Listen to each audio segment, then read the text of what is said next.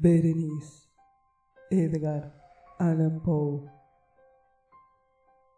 Dicebant mihi sodale, si sepulcrum amicae visitarem curas nea are qual tudum for levatas. La desdicha es diversa, la desgracia cumbe multiforme sobre la tierra, desplegada sobre el ancho horizonte como el arco iris. Sus colores son tan variados como los de éste, y también tan distintos y tan íntimamente unidos, desplegada sobre el ancho horizonte como el arco iris. ¿Cómo es que de la belleza he derivado un tipo de fealdad, de la alianza y la paz, un símil del dolor? Pero así como en la ética el mal es una consecuencia del bien, así en realidad de la alegría nace la pena, o la memoria de la pesada beatitud es la angustia de hoy, o las agonías que son se originan en los éxtasis que pudieron haber sido. Mi nombre es Egreus, no mencionaré mi apellido. Sin embargo, no hay en mi país torre más venerable que mi melancolía y mi gris heredad.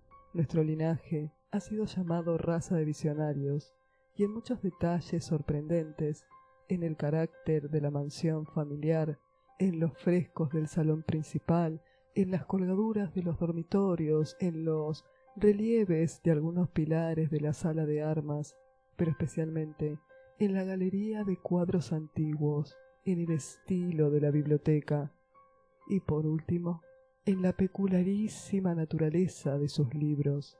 Hay elementos más que suficientes para justificar esta creencia. Los recuerdos de mis primeros años se relacionan con este aposento y con sus volúmenes, de los cuales no volveré a hablar. Allí murió mi madre, allí nací yo, pero es simplemente ocioso decir que no había vivido antes, que el alma no tiene una existencia previa. ¿Lo negáis? No discutiremos el punto. Yo estoy convencido, pero no trato de convencer. Hay, sin embargo, un recuerdo de formas aéreas, de ojos espirituales y expresivos, de sonidos musicales, aunque tristes, un recuerdo que no será excluido, una memoria como una sombra, vaga, variable, indefinida, insegura, y como una sombra también en la imposibilidad de librarme de ella mientras brille el sol de mi razón. En este aposento nací, al despertar de mi improviso de la larga noche, de eso que parecía, sin serlo, la no existencia, a regiones de hadas, a un palacio de imaginación, a los extraños dominios del pensamiento y a la erudición, monostáticos. No es raro que mirara a mi alrededor con ojos asombrados y ardientes, que malgastara mi infancia entre libros y disipara mi juventud en ensoñaciones. Pero sí, es raro que transcurrieran los años y el cenit de la virilidad me encontrara aún en la mansión de mis padres. Sí, es asombrosa la paralización que subyugó las fuentes de mi vida. Asombrosa la inversión total que se produjo en el carácter de mis pensamientos más comunes. Las realidades terrenales me afectaban como visiones, y sólo como visiones, mientras las extrañas ideas del mundo de los sueños se tornaron, en cambio, no en pasto de mi existencia cotidiana, sino realmente en mi sola y entera existencia. Berenice y yo éramos primos, y crecimos juntos en la heredad paterna, pero crecimos de distinta manera. Yo, enfermizo, envuelto en melancolía; ella, ágil, graciosa, desbordante de fuerza. Suyos eran los paseos por la colina, míos los estudios del claustro. Yo, viviendo encerrado en mí mismo y entregado en cuerpo y alma a la intensa y penosa meditación; ella, vagando despreocupadamente por la vida, sin pensar en las sombras del camino o en la huida silenciosa de las horas de alas negras. Berenice, invoco su nombre, Berenice, y de las grises ruinas de la memoria, mil tumultuosos recuerdos se conmueven a este sonido. ¡Ay! Vívida acude ahora su imagen ante mí, como en los primeros días de su alegría y de su dicha. ¡Ay, espléndida! Y sin embargo, fantástica belleza. Oh, sílfide entre los arbustos de Argein. Oh, náyade entre sus fuentes. Entonces, todo es misterio y terror, y una historia que no debe ser relatada. La enfermedad, una enfermedad fatal, cayó sobre ella como el simón, y mientras yo la observaba, el espíritu de la transformación la arrasó, penetrando en su mente, en sus hábitos y en su carácter, y de la manera más sutil y terrible llegó a perturbar su identidad. ¡Ay! El destructor iba y venía, y la víctima, ¿dónde estaba? Yo no la conocía, o por lo menos ya no la reconocía como Berenice. Entre las numerosas series de enfermedades provocadas por la primera y fatal, que ocasionó una revolución tan horrible en el ser moral y físico de mi prima, debe mencionarse como la más afligente y obstinada una serie de epilepsia que terminaba no rara vez en catalepsia. Estaba muy semejante a la disolución efectiva, y de la cual su manera de recobrarse era, en muchos casos, brusca y repentina. Entretanto, mi propia enfermedad, pues me han dicho que no debo darle otro nombre, mi propia enfermedad, digo, crecía rápidamente, asumiendo por último un carácter monomaníaco de una especie nueva y extraordinaria, que ganaba cada vez más vigor, y al fin obtuvo sobre mí un imprescindible ascendiente. Esta monotonía, si así debo llamarla, consistía en una irritabilidad morbosa, de esas propiedades de la mente que la ciencia psicológica designan con la palabra atención.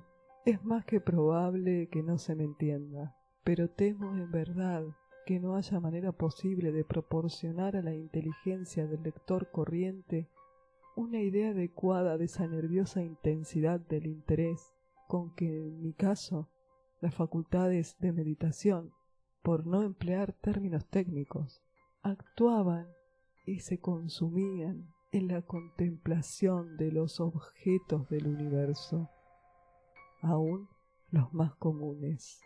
Reflexionar largas horas, infatigable, con la atención clavada en alguna nota trivial, al margen de un libro o en su tipografía, pasar la mayor parte de un día de verano absorto en una sombra extraña que caía oblicuamente sobre el tapiz o sobre la puerta, perderme durante toda una noche en la observación de la tranquila llama de una lámpara o los rescoldos del fuego, soñar días enteros con el perfume de una flor, repetir monótonamente alguna palabra común hasta que el sonido, por obra de la frecuente repetición, dejaba de suscitar idea alguna en la mente, perder todo el sentido de movimiento o de existencia física gracias a una absoluta y obstinada quietud, largo tiempo prolongada.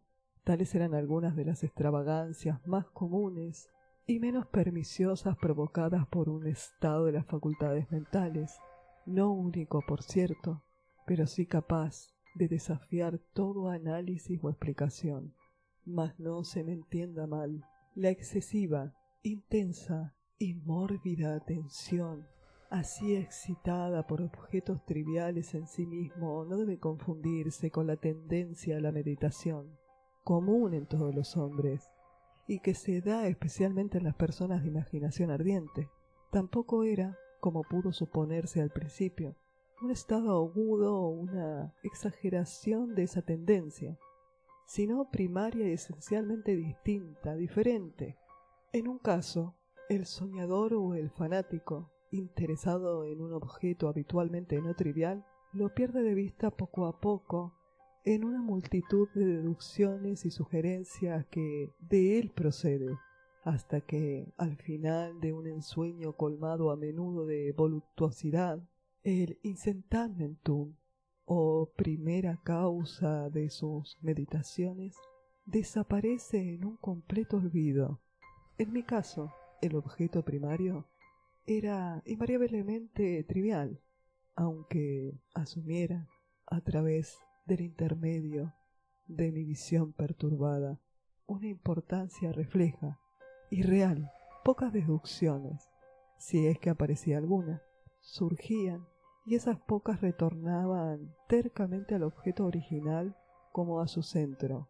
Las meditaciones nunca eran placenteras, y al cabo del ensueño, la primera causa, lejos de estar fuera de vista, había alcanzado ese interés sobrenaturalmente exagerado que constituía el rasgo dominante del mal. En una palabra, las facultades mentales más ejercidas en mi caso eran, como ya he dicho, las de la atención, mientras en el soñador son las de la especulación. Mis libros en esa época no me servían en realidad para irritar el trastorno. Participaban ampliamente, como se comprenderá, por su naturaleza imaginativa e inconexa, de las características peculiares del trastorno mismo. Puedo recordar, entre otros, el tratado del noble italiano Coelius Secundus Curiu, de Amplitude Beati Reagni Dei, la gran obra de San Agustín, La ciudad de Dios, y la de Tertuliano, de Carne Christi, cuya paradójica sentencia, Mortut et Dei filius credibili, et quia ineptum, et sepultus resurrexit certum, et quia impossibili, et ocupó mi tiempo íntegro durante muchas semanas de laboriosa e inútil investigación. Se verá, pues, que, arrancada de su equilibrio, solo por cosas triviales, mi razón semejaba a ese risco marino del cual habla Ptolomeo Hefestion, que resistía firme los ataques de la violencia humana y la feroz furia de las aguas y los vientos, pero temblaba al contacto de una flor llamada asfódelo, y aunque para un observador descuidado pueda parecer fuera de duda que la alteración producida en la condición moral de Berenice por su desventurada enfermedad no brindaría muchos objetos para el ejercicio de esa intensa y anormal meditación, cuya naturaleza me ha costado cierto trabajo explicar. En modo alguno era este el caso. En los intervalos lúcidos de mi mal, su calamidad no daba pena, y muy conmovido por la ruina total de su hermosa y dulce vida, no dejaba de meditar con frecuencia amargamente en los prodigiosos medios por los cuales había llegado a producirse una revolución tan súbita y extraña. Pero estas reflexiones no participaban de la idiosincrasia de mi enfermedad, y eran semejantes a las que, en similares circunstancias, podían presentarse en el común de los hombres. Fiel a su propio carácter, mi trastorno se gozaba en los cambios menos importantes, pero los más llamativos, operados en la constitución física de Berenice, en la singular y espantosa distorsión de su identidad personal. En los días más brillantes de su belleza incomparable, seguramente no la amé. En la extraña anomalía de mi existencia, los sentimientos en mí nunca venían del corazón, y las pasiones siempre venían de la inteligencia, y a través del alba gris, en las sombras entrelazadas del bosque a mediodía, y en el silencio de mi biblioteca por la noche, su imagen había flotado ante mis ojos, y yo la había visto, no como una Berenice viva, palpitante, sino como la Berenice de un sueño, no como una moradora de la tierra, terrenal, sino como su abstracción, no como una cosa para admirar, sino para analizar, no como un objeto de amor, sino como el tema de una especulación tan abstrusa cuanto inconexa. Y ahora, temblaba en su presencia y palidecía cuando se acercaba.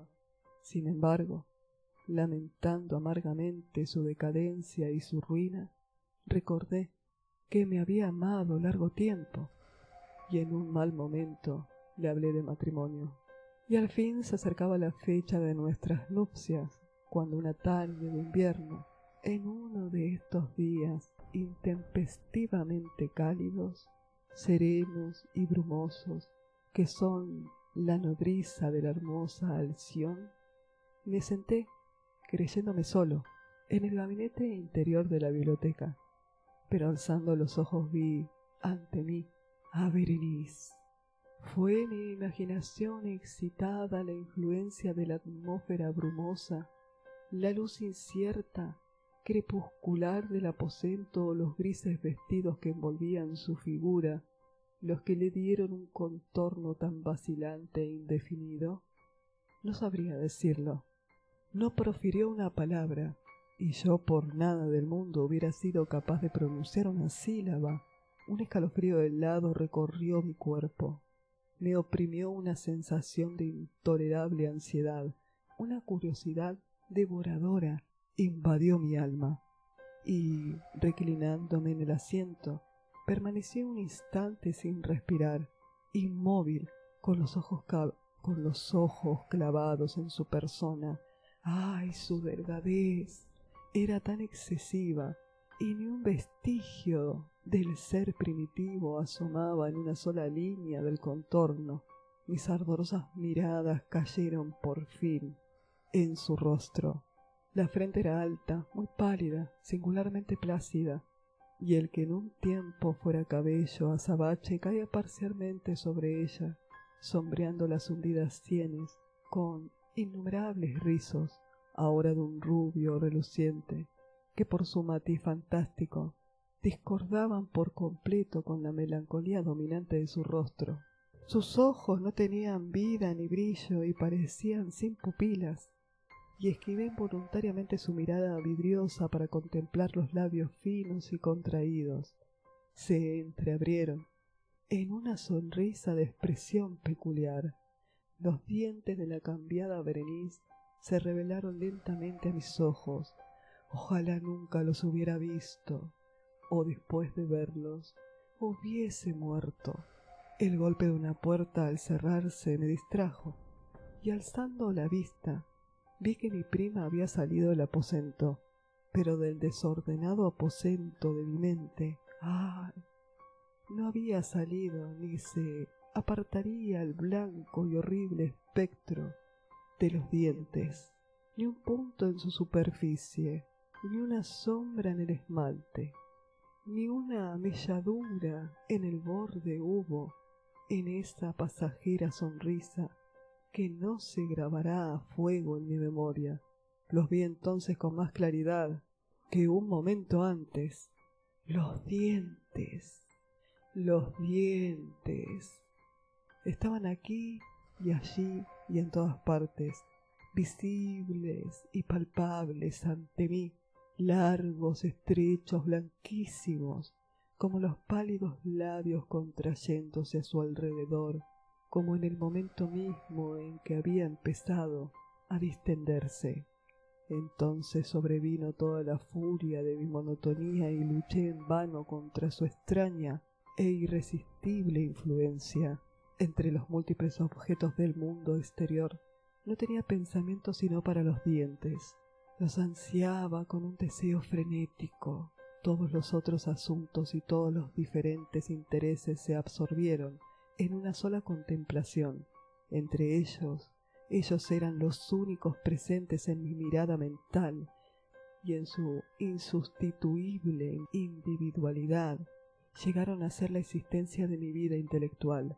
Los observé a todas las luces, los hice adoptar todas las actitudes, examiné sus características, estudié sus peculiaridades, medité sobre su conformación, reflexioné sobre el cambio de su naturaleza, Me estremecí al asignarles en imaginación un poder sensible y consciente, y aún sin la ayuda de los labios, una capacidad de expresión moral. Se ha dicho bien, mademoiselle, que todos sus pasos eran sentimientos, y de Berenice yo creía con la mayor seriedad que todos sus dientes eran ideas, ideas. Ay, este fue el insensato pensamiento que me destruyó. Ideas. Ah, por eso era que los codiciaba tan locamente. Sentí que solo su posesión podía devolverme la paz, restituyéndome a la razón. Y la tarde cayó sobre mí, y vino la oscuridad, y duró, y se fue, y amaneció el nuevo día, y las brumas de una segunda noche se acumularon, y yo seguía inmóvil, sentado en aquel aposento solitario, y seguí sumido en la meditación, y el fantasma de los dientes mantenían su terrible ascendiente como si, con la claridad más viva y más espantosa, flotaran entre las cambiantes luces y sombras del recinto. Al fin interrumpió en mis sueños un grito, como de horror y consternación, y luego, tras una pausa, el sonido de las tumbadas voces, mezcladas con los sordos lamentos de dolor y pena. Me levanté de mi asiento y, abriendo de par en par una de las puertas de la biblioteca, vi en la antecámara a una criada deshecha en lágrimas, quien me dijo que Berenice ya no existía. Había tenido un acceso de epilepsia por la mañana temprano, y ahora, al caer la noche, la tumba estaba dispuesta para su ocupante, y terminados los preparativos del entierro, me encontré sentado en la biblioteca de nuevo solo. Me parecía que acababa de despertar de un sueño confuso y excitante. Sabía que era medianoche y que desde la puesta del sol Berenice estaba enterrada, pero del melancólico período intermedio no tenía conocimiento real, o por lo menos definido. Sin embargo, su recuerdo estaba repleto de horror, horror más horrible por lo vago, terror más terrible por su ambigüedad. Era una página atroz en la historia de mi existencia, escrita toda con recuerdos oscuros, espantosos, ininteligibles. Luché por descifrarlos, pero en vano, mientras una y otra vez, como el espíritu de un sonido ausente, un agudo y penetrante grito de mujer, parecía sonar en mis oídos. Yo había hecho algo. ¿Qué era? Me lo pregunté a mí mismo en voz alta, y los susurrantes secos del aposento me respondieron. ¿Qué era? En la mesa a mi lado ardía una lámpara, y había junto a ella una cajita. No tenía nada de notable, y la había visto a menudo, pues era propiedad del médico de la familia. Pero ¿cómo había llegado allí, a mi mesa? ¿Y por qué me estremecía al mirarla? Eran cosas que no merecían ser tenidas en cuenta, y mis ojos cayeron, al fin, en las abiertas páginas de un libro, y en una frase subrayada. Dicebant mihi sodale, si sepulcrum amicae visitarem curas nea are qual tudum for levatas. ¿Por qué, pues, al leerlas, se me erizaron los cabellos y la sangre se congeló en mis venas? Entonces sonó un ligero golpe en la puerta de la biblioteca. Pálido como un habitante de la tumba, entró un criado de puntillas. Había en sus ojos un violento terror y me habló con voz trémula, ronca y agotada. ¿Qué dijo? Oí algunas frases entrecortadas. Hablaba de un salvaje grito que había turbado el silencio de la noche, de la servidumbre reunida para buscar el origen del sonido, y su voz cobró un tono espeluznante, nítido, cuando me habló susurrando de una tumba violentada, de un cadáver desfigurado, sin mortaja, y que aún respiraba, aún palpitaba, aún vivía. Señaló mis ropas. Estaban manchadas de barro, de sangre coagulada. No dije nada. Me tomó suavemente de la mano. Tenía manchas de uñas humanas. Dirigió mi atención a un objeto que había contra la pared. Lo miré durante unos minutos. Era una pala, Con un alarido salté hasta la mesa y me apoderé de la caja, pero no pude abrirla, y en mi temblor se me deslizó de la mano y cayó pesadamente, y se hizo añicos, y de entre ellos, entrechocándose, rodaron algunos instrumentos de cirugía dental mezclados con 32 objetos pequeños, blancos, marfilinos, que se desparramaron por el piso. Berenice, Edgar Allan Poe. Traducción de Julio Cortázar.